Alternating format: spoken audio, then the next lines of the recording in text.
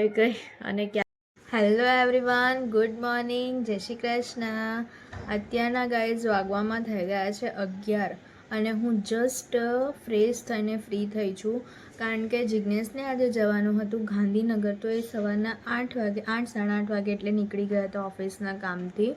તો મેં વિચાર્યું કે ચલો આરામથી આજે બધું વર્ક એવું પતાવી લઈએ. તો થોડું ઘણું ઓફિસનું કામ છે પતાવી લે, ઘરનું ઓલમોસ્ટ કામ બધું જ પતી ગયું છે, કારણ કે જમવાનું તો હું હવે બનાવીશ, કારણ કે મારે એકલી માટે જ બનાવવાનું છે. એટલે જોઈએ હવે શું બનાવીએ છીએ. ઓકે, તો બન્યા રહો ત્યાં સુધી. હું થઈ ગઈ છું અત્યારે જમી કરીને ફ્રી, અને અત્યારના વાગવામાં થાય છે 1:45. તો કંઈ નહીં, મસ્ત જમી લીધું છે. મારી એકલી માટે હતું એટલે મેં આલુના પરોઠા બનાવી લીધા અને જમી લીધું છે. હવે જોઈએ આગળ શું થાય છે.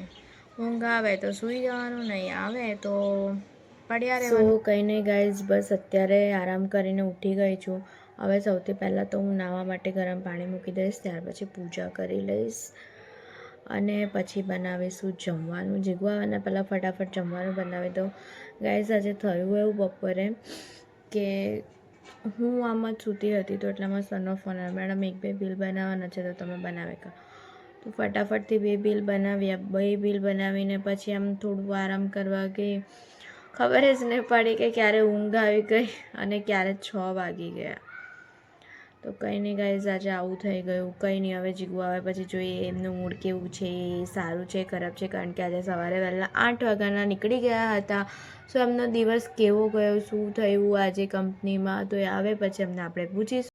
ગાઈઝ હમણાં થોડીક જ વારમાં જીગુ ઉપર આવી જશે. હા, મેં એમને નીચે જોયું છે કે ગાડી લઈને આવી ગયા છે. ફાઇનલી આવી ગયા.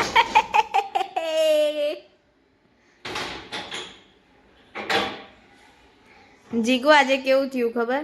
મેં છે ને પહેલાં જ બારીમાં બેહેલી હતી ને તો જોઈ લીધું કે તમે આવ્યા કરતા છે, એટલે મેં પહેલાં છે ને દરવાજો ખોલી કાઢ્યો.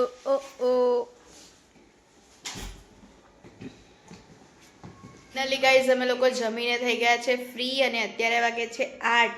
અને આજે જીગુને કંપનીમાં મજા આવી કે નહીં, એમણે કેવું ટાઈમ સ્પેન્ડ કર્યું, આપણે એમને પૂછીએ. હાય જીગુ. હાય. કેવું લાગ્યું આજે કંપનીમાં તમને? શું કામ કર્યું તા જઈને આજે તમે? શું કામ કર્યું આજે તા જઈને? કોન્ફરન્સ રૂમમાં પ્રેઝન્ટેશન કર્યું ફાયર સેફટીનું. તો એમ અલગ જ એક્સપિરિયન્સ થાય ને એકદમ. મજા આવી? જમવાનું કેવું હતું? મસ્ત હતું. હું જમ્યા આજે? તો પછી તમે શું ખાધું?